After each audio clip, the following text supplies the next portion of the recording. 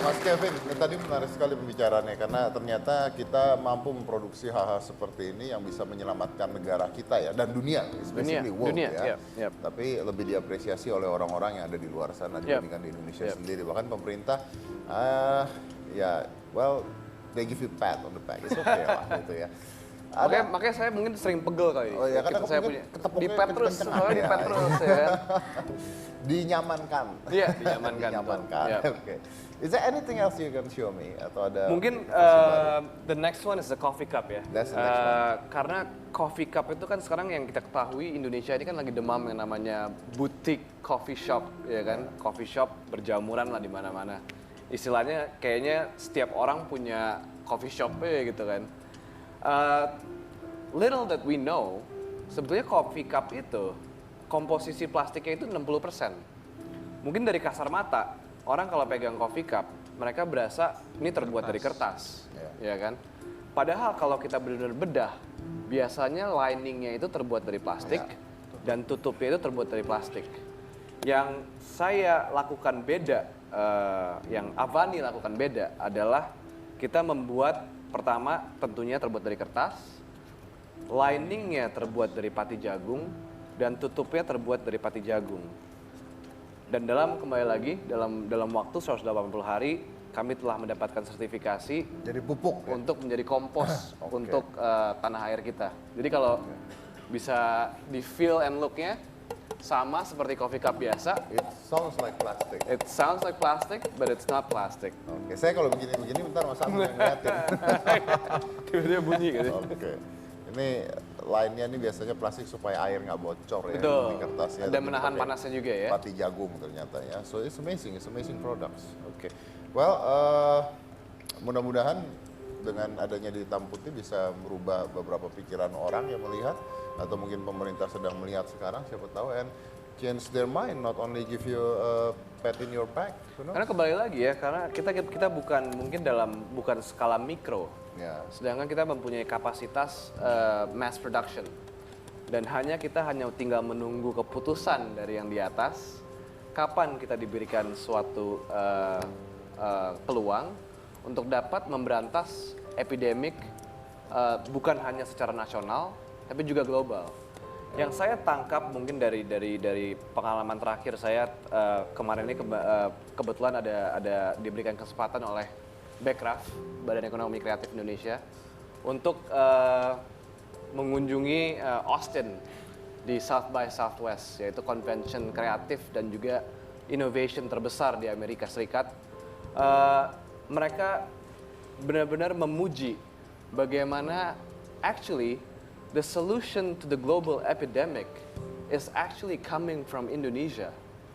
Avani becomes the real solution to combat global epidemic.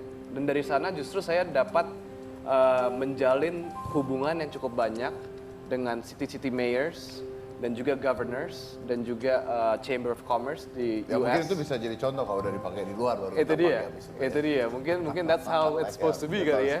Harus di luar dulu baru dibawa kemari ya. Oke. Mas Agung, saya balik ke Anda. Anda ketika bermusik seperti ini kan pada saat itu tujuannya adalah untuk mengambil S2, betul ya? Iya, betul. Nah, setelah S2-nya dapat, apakah Anda akan terus melakukan penelitian ini?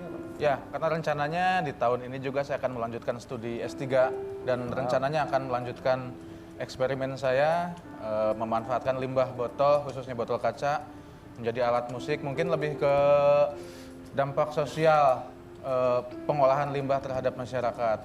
Begitu. Jadi merubah pola pikir masyarakat bahwa kalau kita baik sama limbah, limbah juga baik sama kita. Kalau kita baik sama limbah, limbah juga baik ya. Ya. Oke, baik. Sorry, before I close this, one last question. Sure. Kalau seandainya ini terbukti untuk dunia bagus gitu ya. Lalu diambillah ide Anda sama WHO lah, anggap. Ya. Untuk dunia. Tapi Anda nggak dapat keuntungan. Will you do it? Yes, I will.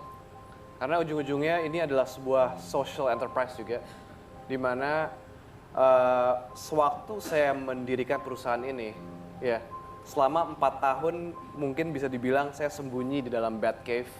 I don't care about the profit. I don't really care about the glamour. I don't really care about the prestige.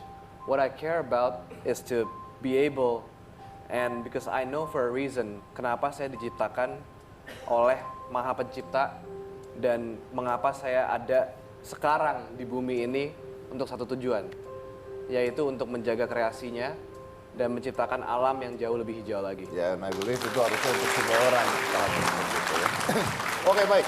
Terima kasih udah hadir di Hitam Putih. Mudah-mudahan karya-karya ini bisa dilirik dan bisa berguna ya buat Indonesia. Pastinya bisa membawa nama Indonesia kita keluar. Dan bicara tentang limbah, bicara tentang kotoran dan sebagainya itu menarik. Kalau zaman dulu tuh film-film itu semuanya mimpinya adalah zaman dulu ya. Kita bicara 30 tahun yang lalu itu ceritanya semuanya tentang western.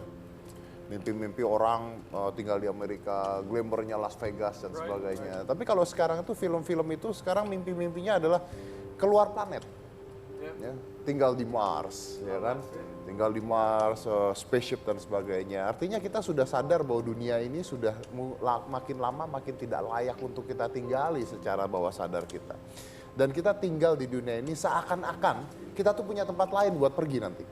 Seakan-akan kita tuh punya tempat lain. Kalau ini kotor kita tinggal, kita punya tempat lain. And it is not. It is not. This is the only place. Jangan mikir kita bisa ke Mars, kita bisa kemana, kita bisa. It's just a dream yet. Mungkin sebelum itu terjadi kita udah hancur dulu. Who knows, right? Dan itulah salahnya kita. Kita berpikir bahwa kita punya tempat lain. And no, we are living on this planet as if we had another place to go. And that's wrong. Jadi Komisi Cika Jessica inilah Hitam Putih.